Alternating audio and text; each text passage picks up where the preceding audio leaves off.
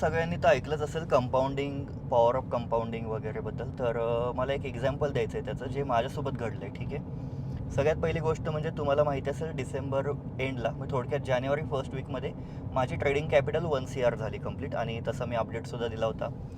जर तुम्ही मला इंस्टावरती, यूट्यूबवरती फॉलो करत असाल तर तुम्हाला माहिती असेल. आणि त्यानंतर विदिन 4 मंथ्स मी आता 2 CRला ऑलमोस्ट टच करायला आलेलो आहे. म्हणजे थोडक्यात काय तर पॉवर ऑफ कंपाऊंडिंग, जशी तुमची कॅपिटल वाढत जाते तसे तुमचे रिटर्न्स ड्रास्टिकली वाढतात.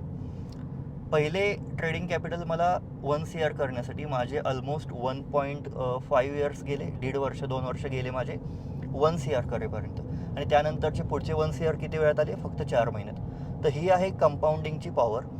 तुम्ही आता मी अशा स्टेजला आहे की जरी मी महिन्याचे 4 ते 5% कमवले, फक्त 4 ते 5%, तरी मी महिन्याचे 10 लाख रुपये कमवते. तर ही पॉवर आहे ट्रेडिंगची, ही पॉवर आहे कंपाऊंडिंगची.